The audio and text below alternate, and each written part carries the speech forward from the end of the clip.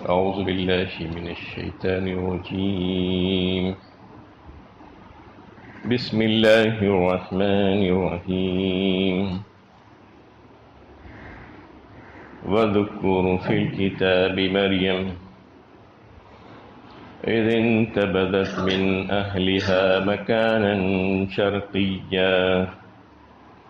اور اے پیغمبر، کتاب میں مریم کا ذکر کرو جبکہ وہ اپنے لوگوں سے الگ ہو کر مشرقی جانب گوشہ نشین ہو گئی۔ یہ سورہ مریم کی 16 نمبر کی آیت ہے۔ اس سے گزشتہ پورے ایک رکوع میں حضرت زکریہ علیہ السلام کے واقعے کا تذکرہ تفصیل کے ساتھ بیان ہوا۔ حضرت یحییٰ علیہ السلام کی پیدائش اور ان کے اوصاف، وہ تمام باتیں اللہ تعالیٰ نے بتائی۔ اب حضرت مریم علیہ السلام کی ذکر کرنے کے لیے نبی صلی اللہ علیہ وسلم کو ہدایت دی جا رہی ہے۔ یہاں پہ حضرت مریم اور حضرت زکریہ کے دونوں قصوں میں مناسبت ہے، اس طریقے سے کہ سورہ آل عمران میں اس کی تفصیل گزر چکی ہے کہ حضرت مریم کی پیدائش کے وقت کیا حالات پیش آئے تھے۔ پیدائش سے پہلے ان کی والدہ نے اللہ تعالیٰ سے جو نظر مانی تھی، اس کا تذکرہ اللہ تعالیٰ نے سورہ آل عمران 3 پارے میں تفصیل سے کیا۔ پھر حضرت مریم کی پیدائش، پھر ان کو جو وقف کیا گیا تھا اللہ کے لیے، وہ ساری باتوں کو وہاں پر تذکرہ کیا گیا بڑی تفصیل کے ساتھ۔ اذ قالت امرأة عمران ربی انی نذرت لک ما فی بطنی محررا فتقبل منی، فرمایا عمران کی بیوی نے، عمران کی عورت نے جب کہا اذ قالت امرأة عمران ربی، اپنے رب سے کہ انی نذرت لک ما فی بطنی محررا، اے اللہ میرے پیٹ میں جو ہے میں اس کے لیے نظر مانتی ہوں آپ کے لیے کہ میں اس کو آزاد کروں گی آپ کے نام پر۔ انی نذرت لک ما فی بطنی محررا فتقبل منی، کہا اس کے بعد اس کو بس قبول فرما لیجئے میرے لیے۔ جب وہ پیدائش ہوئی، وضع حمل ہوا، انی وضعتها انثی انی سمیتها مریم، وہ تو عورت بچی پیدا ہوئی، انہوں نے تو نے اللہ سے یہ مانگ لیا تھا اور یہ نظر مان لی تھی کہ میرے پیٹ میں جو بھی ہے میں آپ کی نظر کروں گی اس پر۔ یہ خیال ذہن میں تھا کہ لڑکا ہوگا، لڑکی کو عام طور پر جو ہے چھوڑا جا سکتا ہے، یہ ممکن ہے، لیکن لڑکی ہو گئی۔ انی وضعتها انثی انی سمیتها مریم، اور میں نے اس کا نام مریم رکھا۔ اب مسئلہ یہ پیش آ گیا کہ یہ لڑکی کو اللہ کے نام پر کیسے چھوڑا جائے گا، اس کی حفاظت، اس کی دیکھ ریکھ کون کریں گے؟ اس کی کفالت کے سلسلے میں بہت سے لوگ خواہش مند ہوئے، اور اس میں حضرت زکریہ علیہ السلام بھی، جو ان کے رشتہ دار تھے، انہوں نے بھی اپنی خواہش کا اظہار کیا، کیونکہ لوگ بہت تھے خواہش مند، اس لیے قرعہ اندازی کی گئی اللہ تعالیٰ کے حکم سے۔ جب قرآن نکالا گیا تو حضرت زکریہ علیہ السلام کو ان کا کفیل بنایا گیا اس کے ذریعے سے۔ تو یہ ساری تفصیل وہاں پر آئی ہے۔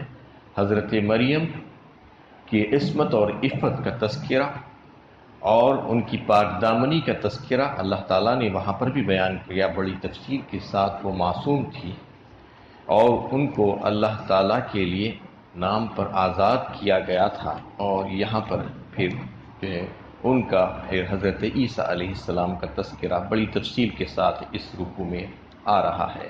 تو سب سے پہلے فرما دیا گیا کہ وَاذْكُرْ فِي الْكِتَابِ مریم، ذکر کیجئے اس قرآن میں اے نبی صلی اللہ علیہ وسلم مریم علیہ السلام کا، جبکہ وہ اپنے لوگوں سے الگ ہو کر مشرقی جانب گوشہ نشین ہو گئی۔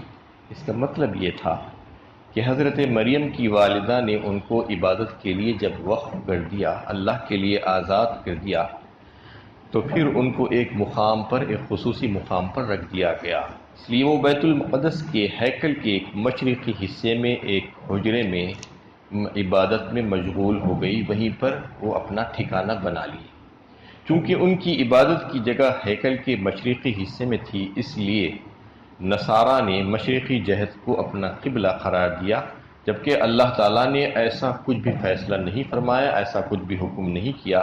یہ ان کی اختراع پروازی اور بدعت ہے جو عیسائیوں نے اختیار کر لیا ہے۔ حضرت مریم کے اس مقام پر بیٹھنے کی وجہ سے، اس جانب مشرقی جانب جس کا ذکر اللہ تعالیٰ نے یہاں پر کیا، بیٹھنے کی وجہ سے اپنے قبلے کو مشرق مقرر کر لیا، جیسا کہ مسلمانوں کا قبلہ مغرب ہے، اور ان لوگوں نے ان کا قبلہ جو ہے مشرق بنا لیا اس وجہ سے۔ فَاتَّخَذَتْ مِن دُونِهِمْ حِجَابًا فَأَرْسَلْنَا إِلَيْهَا رُوحَنَا فَتَمَثَّلَ لَهَا بَشَرًا سَوِيًّا، پھر ان سے پردہ کر لیا تو ہم نے اس کے پاس اپنی روح کو بھیجا اور اس کے سامنے ٹھیک آدمی کی شکل میں ظاہر ہو گیا۔ یعنی ہیکل کے جس حصے میں وہ گوشہ نشین ہوئی تھی، وہاں انہوں نے ایک پردہ ڈال لیا تاکہ لوگ اسے دیکھنے نہ پائے اور وہ ایک سوئی کے ساتھ عبادت میں مشغول ہو سکیں اللہ تعالیٰ کی۔ معلوم ہوتا ہے کہ ہیکل میں جو حجرہ اور محراب اس طرح بنا ہوا تھا کہ اس کو دروازہ نہیں تھا، اس لیے اس پر پردہ ڈال کر لوگوں کی نگاہوں سے اپنے آپ کو محفوظ کر لیا تھا۔ دروازہ نہ ہونے اور صرف پردہ ڈالے رہنے کا فائدہ یہ ہوا کہ حضرت مریم کی زندگی ایک کھلی کتاب کی طرح ہو گئی لوگوں کے سامنے۔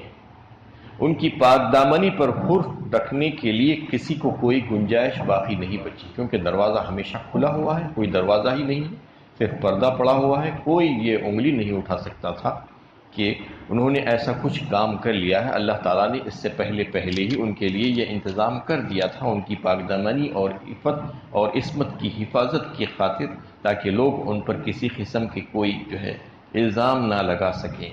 تو یہاں پر جو ذکر آیا کہ پردہ کر لیا، فَاتَّخَذَتْ مِن دُونِهِمْ حِجَابًا، پھر اس کے تذکرہ آ رہا ہے فَأَرْسَلْنَا إِلَيْهَا رُوحَنَا فَتَمَثَّلَ لَهَا بَشَرًا سَوِيًّا، ہم نے اس کے پاس روح کو بھیجا۔ فرشتہ حضرت جبرائیل امین کو روح کہا جاتا ہے۔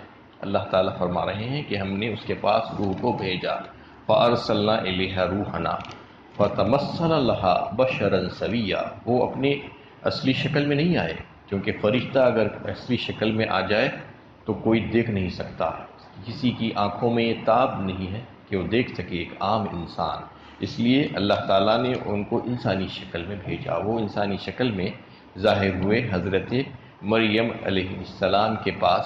جب وہ پردہ نشین ہو گئی اور وہ کہیں پر رہ گئی تو وہاں پر یہ ظاہر ہوئے پردے کے اندر، اور وہاں پر ظاہر ایسے ہوئے کہ ایک انسان کی طرح۔ وہ دیکھ کر گھبرا گئی ان کو کہ یہ انسان میرے پاس اندر کیسے آ گیا، کیا اس کی نیت بری تو نہیں ہے؟ قالت انی اعوذ بالرحمن منک ان کنت تقیا، وہ بول اٹھی اگر خدا سے ڈرنے والا ہے تو میں تجھ سے رحمان کی پناہ مانگتی ہوں۔ اب اس نے وہ اجنبی کو دیکھا تو گھبرا گئی، اس کو پتہ نہیں تھا کہ وہ فرشتہ ہے، اور کہنے لگی کہ اگر تیرے پاس اللہ کا خوف ہے تو مجھ سے دور رہے، اور ڈر اللہ سے ڈراتے ہوئے رحمان کی پناہ مانگی، جو طلب کی، جو اس کے پاک دامن ہونے کا بین ثبوت ہے۔ یہاں تک یہ بات ہوئی کہ اس نے اللہ کی پناہ مانگ لی۔ جیسے ہی اللہ رحمان کا تذکرہ اس نے کیا، حضرت جبرائیل علیہ السلام اللہ کے نام کی عظمت سے پیچھے ہٹ گئے، اور پھر انہوں نے اگلی بات جو کہی وہ اگلی آیت میں آ رہی ہے، قال انما انا رسول ربک لاہب لک غلاما زکیا، اس نے کہا میں تو تمہارے رب کا فرستادہ ہوں تاکہ تمہیں ایک پاکیزہ لڑکا دوں، یعنی میں کوئی انسان نہیں ہوں۔ انہوں نے کہا میں تو فرشتہ ہوں، اور تمہارے رب نے مجھے تمہارے پاس خاص طور پر اسی لیے بھیجا ہے تاکہ تمہیں میں ایک پاکیزہ لڑکا دوں، وہ اس طریقے سے کہ تمہارے گریبان میں پھونک دوں اور دم کر دوں تاکہ تم حمل سے رہ جاؤ، اور اس کو جو ہے ایک اللہ تعالیٰ سبب بنا دیں، ایک ذریعہ بنا دیں، اس لیے میں تمہارے پاس حاضر ہوا ہوں۔ قالت أنا يكون لي غلام ولم يمسسني بشر ولم أك بغيا. وہ بولی میرے ہاں لڑکا کیسے ہوگا جبکہ مجھے کسی بشر نے چھوا تک نہیں اور نہ میں بدکار ہوں. وہ پریشان ہو گئی اور کہا کہ یہ کیسے ممکن ہے، میرے کو لڑکا کیسے ہوگا، میں کیسے حاملہ ہو سکتی ہوں جبکہ کسی انسان نے مجھے چھوا تک نہیں ہے. تو حضرت جبرائیل نے کہا کہ ہاں یہ بالکل صحیح بات ہے کہ کسی کو حمل ٹھہرنے کے لیے ایک مرد اور ایک عورت کا جو ہے اختلاط ہونا ضروری ہے، اور یہ تمہارے ساتھ کسی مرد کا اختلاط نہیں ہوا ہے، لیکن اللہ تعالیٰ نے ایسا ہی فرمایا ہے. آگے کی آیت میں یہ فرمایا جا رہا ہے کہ قالت انا يكون لي غلام ولم يمسسني بشر ولم اك بغيا. اور یہ بات بھی انہوں نے کہی کہ میں بدکار بھی نہیں ہوں، کہ میں ادھر ادھر جا کر ایسا کچھ کام کی ہوں، پھر یہ کیسے ممکن ہے. قال كذلك قال ربك هو علي هين ولنجعله آية للناس ورحمة منا وكان امرا مقضيا. اس نے کہا ایسا ہی ہوگا، تمہارے رب نے فرما دیا ایسا ہی ہوگا، تمہارے رب نے فرمایا ہے کہ ایسا کرنا میرے لیے آسان ہے، اور ہم اس لیے کریں گے کہ اس کو لوگوں کے لیے ایک نشانی بنائیں اور اپنی طرف سے رحمت. اور یہ بات طے پا چکی ہے، یعنی تمہارے رب کے لیے بہت آسان ہے، ان کے لیے کوئی اسباب عادیہ اور اسباب ظراہیہ کا جو ہے وہ محتاج نہیں ہے، اس کے بغیر بھی وہ تخلیق کر سکتے ہیں.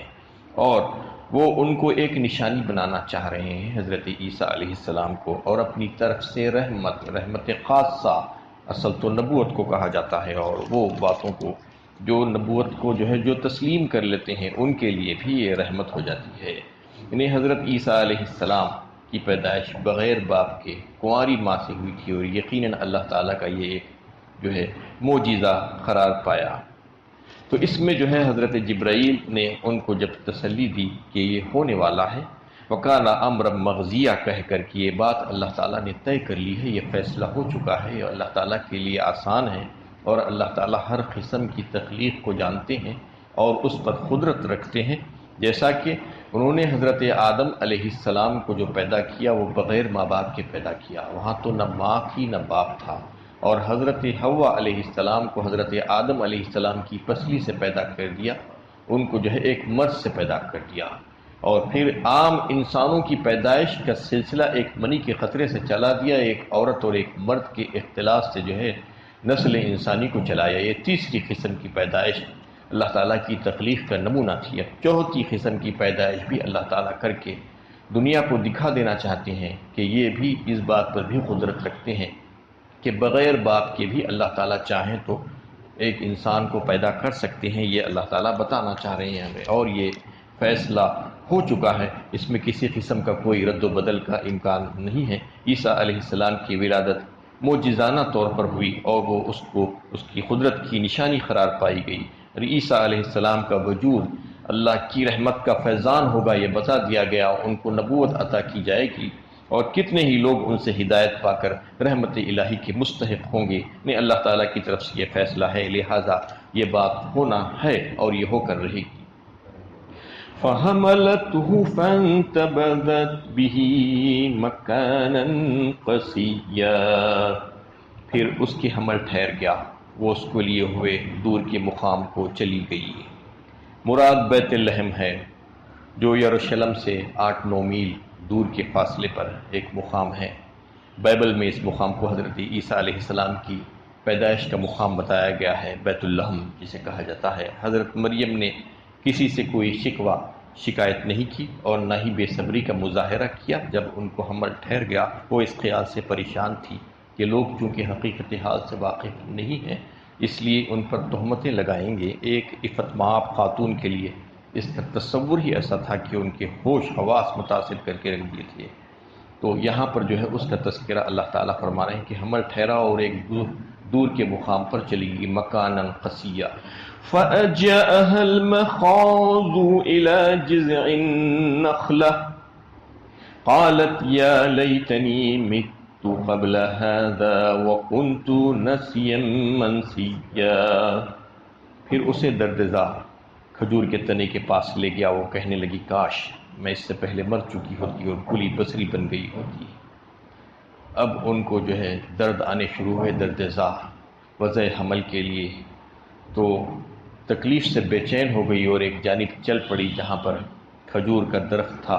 کھجور کے درخت کے تنے کو پکڑ کر اٹھنے اور بیٹھنے لگی، کیونکہ اس وقت عورت کو مددگار کی ضرورت پڑتی ہے، کوئی سہارا کوئی ان کے ساتھ نہیں تھا۔ وہ بے چین ہو جا رہی تھی، درد سے تڑپ رہی تھی، اور اٹھنا بیٹھنا شروع کیا انہوں نے پکڑ کر، اور اپنے آپ میں یہ کہنے لگی کہ کیا حالات ہیں میرے لیے، کہ کاش کہ میں مر گئی ہوتی اور پھولی بصری بن جاتی، لوگوں کو یاد ہی نہیں رہتی، لوگ اس کو فراموش کر چکے ہوتے۔ یہ اس وجہ سے کہ ان کو یہ غم کھایا جا رہا تھا کہ کہاں میرا معاملہ، میرا مقام و مرتبہ، کہ ایک عابدہ، ایک زاہدہ اور پاک و صاف پاکیزہ، اس کے ہٹا کر جو ہے مجھے لوگ کہیں تہمت نہ لگا دیں، اور اس بچے کے تعلق سے میں لوگوں کو کیا جواب دوں گی۔ یہ تصور ان کے لیے روح فرسا تھا کہ یہ لوگ نہیں مانیں گے، لوگ تہمت اور الزامات لگائیں گے۔ ان کے یہ معصومانہ جذبات تھے جس کا اظہار انہوں نے اپنے رب کے حضور کیا تھا کہ کاش کہ میں مر گئی ہوتی تو زیادہ اچھا تھا، وہ کنت نسیا منسیا، کہ بھولی بصری بن گئی ہوتی۔ فناداها من تحتها ألا تحزني قد جعل ربك تحتك سريا۔ اس وقت فرشتے نے اسے نیچے سے پکارا، غمگین نہ ہو، تمہارے رب نے تمہارے نیچے ایک چشمہ جاری کر دیا ہے۔ اللہ تعالیٰ نے ان کا خیال کیا اور ان کے لیے انتظامات کیے۔